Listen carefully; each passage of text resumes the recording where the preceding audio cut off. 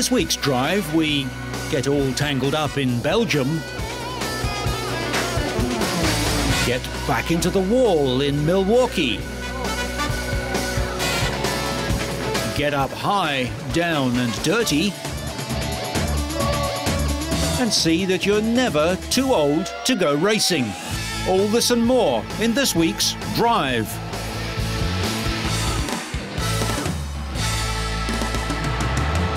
The Spa-Francorchamps circuit in Belgium hosted rounds 11 and 12 of the 2005 World Touring Car Championship season. Reigning champion Andy Priaulx took an early lead in his BMW from Alfa Romeo's Augusto Farfus, who'd started from pole position. Then Germany's Michael Funk flipped his Ford Focus at Eau Rouge, causing the safety car to be deployed for 2 laps. Racing resumed and championship leader Dirk Muller passed Farfus on lap 2 to move into second place. Muller then closed in on Priaulx, who eventually succumbed to intense pressure from the German and surrendered his lead on lap 5. Priaulx trailed Muller by 5 points in the championship before the race, and the Briton stuck close to his rival, trying to reclaim the lead. Farfus did his best to keep out Dirk's brother Jorg with some aggressive driving. Dirk crossed the line in front, with Priaulx 0.2 of a second behind, while Jorg Muller made it a BMW 1-2-3 after holding off Farfus to finish third. The top 8 drivers on the grid were reversed, so Fabrizio Giovanardi started race 2 from pole. There were fireworks further back as Priaulx got caught between Dirk Muller and Farfus, all leaving the wet track at the first corner. Muller and Farfus continued, but Priaulx retired on lap 2.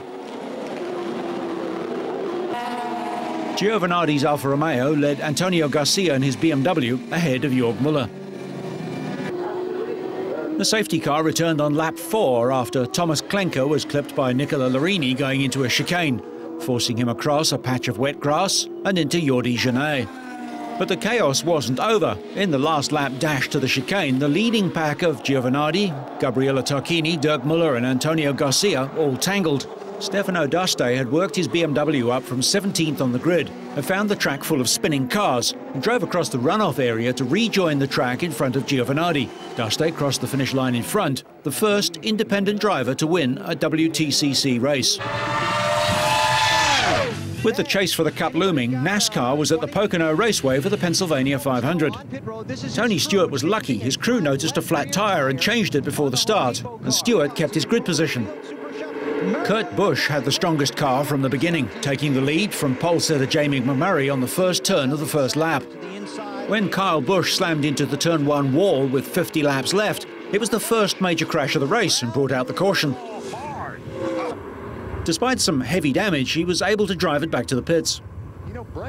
13 laps later, the race again went into caution after Joe Nemechek suffered a flat tyre. But they just can't capitalize on it. And this happened going down the back. With 18 laps remaining, Kurt Busch passed Rusty Wallace for first place. Wallace, who will retire at the end of the season with 4 career Pocono wins, was unable to regain the top spot in the rest of the race. Hey, that looked pretty easy, didn't it? 7 laps later, Mike Wallace got hit by Jeff Gordon. Wallace spun out in the middle of the pack. Nemechek, just behind the accident, lost control and ended up on the infield. Nice move by Wimmer. I don't think Wallace. Or Elliott Sadler, I guess. Ooh, Nemechek. Yeah, Nemechek. Goes around.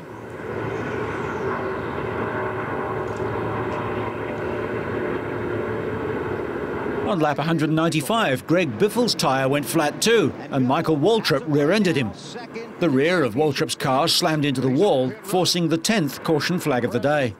And Michael just has no rear. After the caution was lifted, Waltrip's damaged car spun again. His deck lid has been bent up and blocking the rear spoiler, so you're right. No force at all. Because of all the cautions, extra laps were added to the race, and on lap 202, Casey Kane hit the wall, forcing yet another yellow flag. The race ended under yellow flags, with Busch, who also won at Phoenix, winning and claiming a 7th top 5 finish.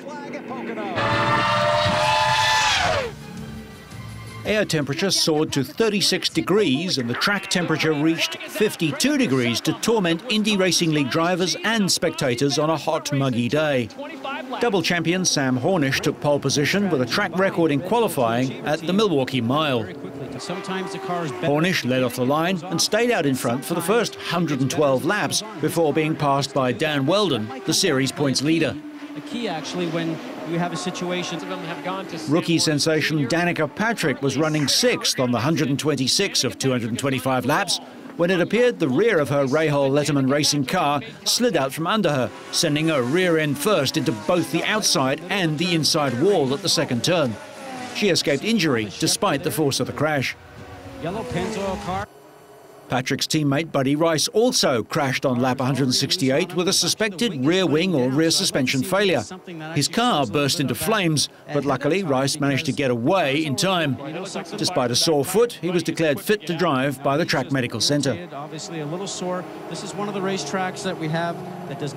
On lap 187, Hornish was running inside his Team Penske teammate Helio Castroneves as they jockeyed for 4th place. Hornish's left rear wheel hit the right front tyre of Castroneves, who spun into the wall, destroying his rear wing.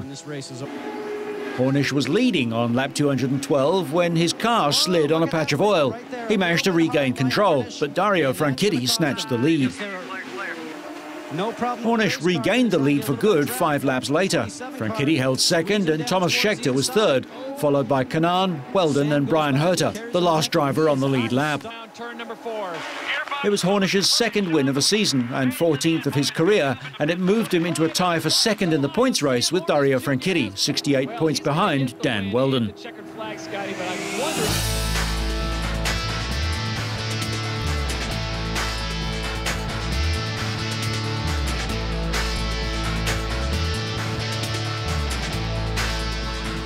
The Red Bull Air Race Tour moved on to the Rock of Cashel in Ireland for the 4th leg of the 2005 World Series. Rock of Cashel Castle provided a stunning backdrop, and the tight racetrack over the undulating Irish countryside also laid down one of the more difficult flying challenges. Over 60,000 spectators lined the field surrounding the historic castle.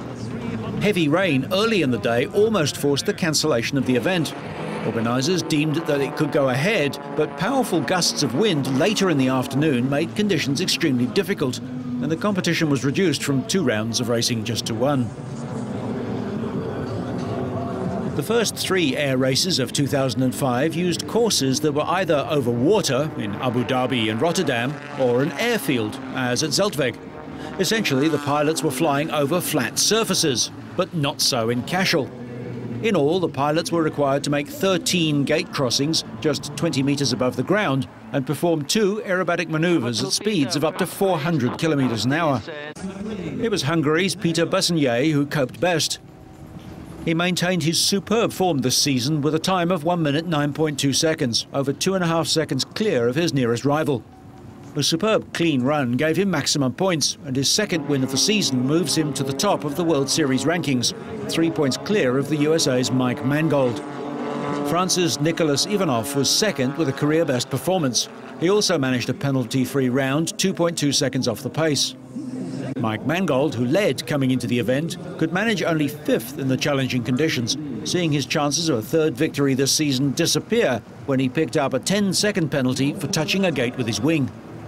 It was a very good race. I enjoyed the track so much and the location. The conditions were not really ideal. So the rain and the wind and the bumpy air, it was not really good for us. But I think all pilots did a very good job. The 5th leg of the 2005 World Series takes place at Longleat in England, and Budapest and San Francisco will host the remaining rounds.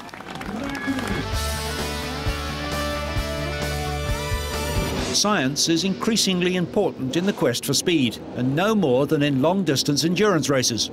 Backed by armies of skilled technicians and engineers, teams of drivers fight the course, the clock and each other for a whole day and night, and their cars need to perform at their maximum, at sustained high speeds, and stay together for as long as 5,000 kilometres at a stretch, making a joke of the 300-kilometre jaunts of a Formula One Grand Prix. This year, the French Pescarolo team had a weight advantage over its rivals, thanks to a collaborative effort with the European Space Agency. Pierre Brisson is responsible for technology transfer at the European Space Research Centre. When we send something into space, we immediately think of miniaturisation, durability and reliability. Every kilo we send into space costs 100,000 euros, so it had better work when it gets there. Pescarolo's car uses carbon composite materials which are often used in the construction of satellites. The Pescarolo started at the front of the grid and crossed the finish line 24 hours later in second place. Hopes of victory dashed when a humble water leak required an extra 2-minute pit stop. André de Cotanze is the team's technical director. A racing car is a complex technical assembly using many novel ideas. And for it to be competitive, you need to use not only resistant and lightweight materials, but you often have to deal with thermal loads that are similar to those found in space. These are carbon parts. Traditionally, they were made from aluminium. But by using composites, we save half the weight and they are twice as stiff.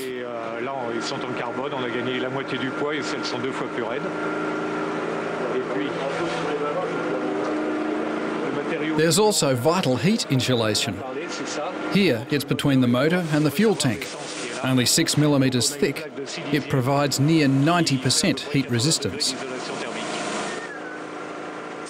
Motor racing gives space engineers the chance to test weight, heat resistance, strength and reliability without leaving the ground. These elements come from composite materials developed for and used by satellites in particular. And inside the car there are others, particularly safety devices. We've used the same thermal protection that we use on the Vulcan motor in the Ariane rocket. Another similarity between racing and space exploration is the desire to go faster and further for longer. 80 years ago, Henry Ford believed that racing improves the breed. Then, as now, motorsport offered an opportunity to test new technologies before introducing them in mass-produced cars. Forged in the heat of motorsport, testing processes and parts for satellites does the same, before sending them into space where the failure of a small component would cost tens of millions. Although the team didn't win the Le Mans race in 2005, the ESA-Pescarolo partnership have their eye on the future.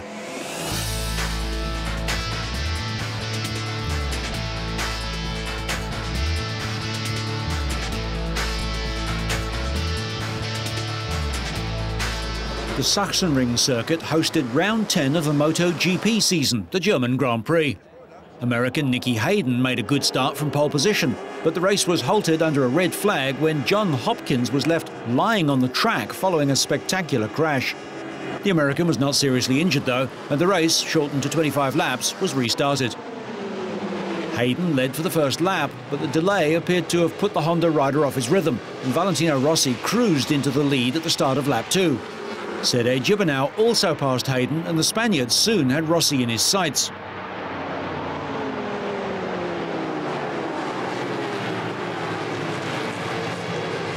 Rossi eventually conceded first place to Gibernau, the only man who looked likely to lift his title last year, but who's endured a dreadful season so far this year. But a late mistake saw the Italian reclaim the lead. Gibernau was desperate to hold off the challenge of Rossi, but the Honda rider gifted victory to his rival by outbraking himself on the first corner of the last lap. It was Rossi's 76th win in 150 Grand Prix starts, putting him level with Mike Hailwood in third place on the list of all-time victories. A disappointed Gibernau had to settle for second place, while Hayden finished third. The race was very tough, for sure. It was a great battle. Anyone are able to go. We are 3 or 4 very close to the end. At one time, start a lot of problem, a lot of sliding on the left rear tire. But I lost also the second position for Nicky. But at the end, I was able to come back, and I was ready for the battle with Gibernau for the last lap. For sure, will be an hard battle, but unfortunately he did a small mistake in the first braking, and he go wide, and was more easy. 4 times and reigning Premier Class champion Rossi moves 120 points clear of his nearest rival, compatriot Marco Melandri, but the battle for second couldn't be closer.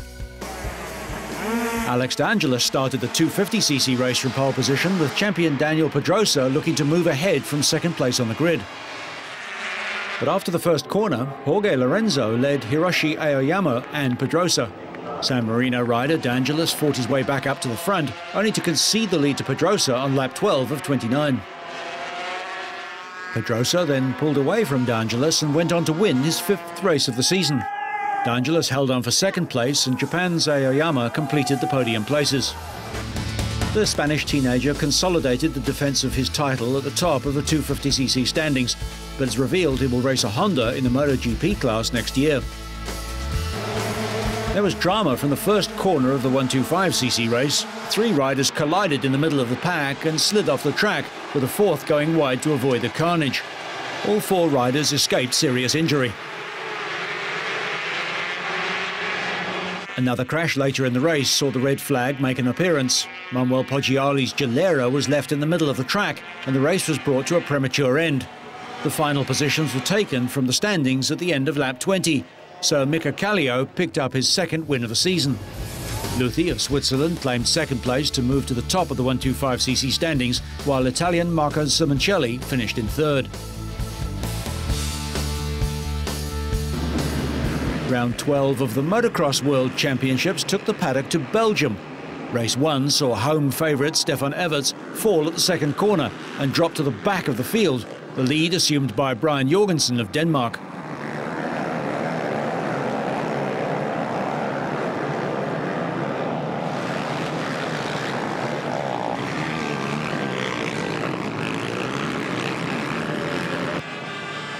Hot on his heels was Mikel Pichon, and the hard-charging Frenchman soon took the lead.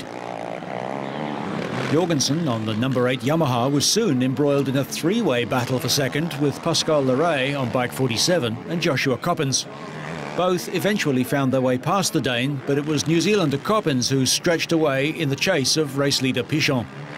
Also charging was the championship leader and multiple world champion Everts, making up good ground after his early fall to challenge Jorgensen for 4th place. Coppens had ridden hard, but Pichon cruised unchallenged to the checkered flag. The Frenchman was never seriously threatened. Pascal Leray did well to finish 3rd, half a minute behind the leaders, to make it an all-Honda podium. Buoyed by his earlier success and determined to spoil Everts' home Grand Prix, Pichon scorched into an early lead in race 2, ahead of a much-encouraged Jorgensen. Again, a couple of riders fell off at the 2nd corner.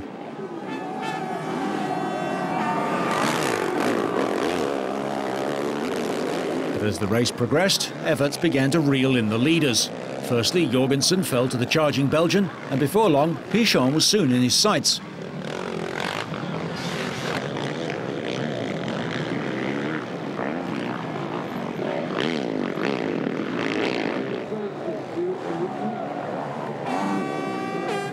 Coppens was defending his 3rd position from another Belgian rider, Ken de Dicker. Everts soon closed up on the leader and was aggressively attacking Pichon's lead. It looked as if Pichon would hold on, but an error at the jump on the finish straight proved costly and forced him to go the long way round, handing the lead to Everts. Everts crossed the line to win ahead of Pichon and Josh Coppens. Fittingly, 3 Belgians completed the top 6, Ken de Dicker, Manuel Prim and Joel Smets. 1st and 2nd places hand Pichon the Grand Prix victory ahead of Coppens. Everts finished 3rd, but still leads the championship from Coppens with 5 events remaining. Round 13 is in Loket in the Czech Republic. Although the first qualifying round for the Speedway World Cup was held in England, the Danish team were the clear favourites on the night. Against the Czech Republic, Russia and a British team ravaged by sickness and injury, Denmark was expected to forge ahead early and force the rest to play catch-up. But against the odds, it was the British team who opened up a 4-point cushion over Denmark, helped by the exclusion of 2 Danish riders in the first 6 heats. They added 1 point different over the next 10 tightly fought heats until Lee Richardson, suffering from a stomach complaint, made this astonishing pass on Nicky Pedersen on the last corner of Heat 15 to give the Brits a 6-point gap at 37 points to 31. Denmark called on their joker to add double the riders' points to his team's total. Hans Andersen kept ahead of Simon Stead to win and double the winners' points, coming within 2 points with 9 heats remaining. A Bjarne Pedersen win for Denmark and 3rd place for British rider Joe Screen reduced the hosts' advantage to 3 by Heat 20, and the pressure was mounting on the youngsters in the British squad. The Czech Republic stayed 1 point ahead of the Russian team.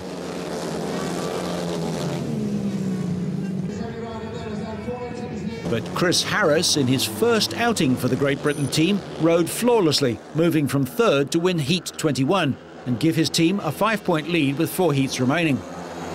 In an evening that from the start was clearly between Britain and Denmark, pressure was also mounting on the Czech and Russian teams.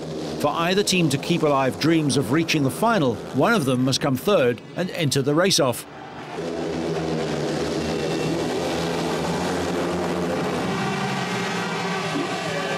And with only a 3-point difference in the Czechs' favour at 17-14, they decided to call upon their joker, and thanks to an inspired ride from Alex Trimmel, it paid off. He saw off Dane Charlie Kejeda, Englishman Joe Screen, and importantly, Russian Denis Gitsatelin, to confirm his team's position in the race-off. It was the Czech Republic's first win of the evening, and its importance clearly delighted Trimmel. The next heat was equally important for the British team. Lee Richardson's win over Bjarne Pedersen confirmed the round 1 victory for them. They now go straight to the final. Round 2 takes place in Sweden, where Poland, Australia, Germany and Sweden will battle it out. The winner confirmed a slot with Great Britain in the final.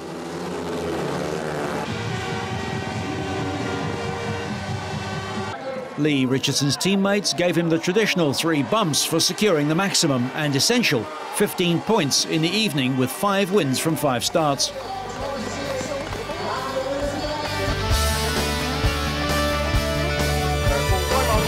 And finally, it was an unusual day at the motor racing circuit at Zandvoort in the Netherlands. Not racing cars, but battery-powered electric buggies were competing on the asphalt track. Dozens of old-age pensioners from 13 Dutch elderly homes were trying out brand-new rear-wheel drive buggies on the track before racing each other across an obstacle course. The event was organised to promote greater mobility for the elderly and infirm and fight loneliness in nursing homes. Electric buggies, called Scootmobiel in the Netherlands, are a simple and safe means of getting out and about and therefore of keeping social networks open.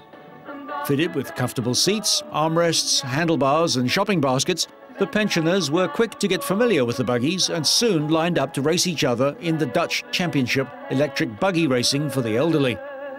With a top speed of just 12 kilometers an hour, the race was more about skillful manoeuvring than speed. The contestants, mostly in their 70s and 80s, had to drive twice around a 250-meter course of plastic cones, speed bumps and wooden ramps. In the Netherlands there are approximately 1 million people lonely, of which 200,000 people are extremely lonely. That means that they never get visit of other people, which is a very serious situation.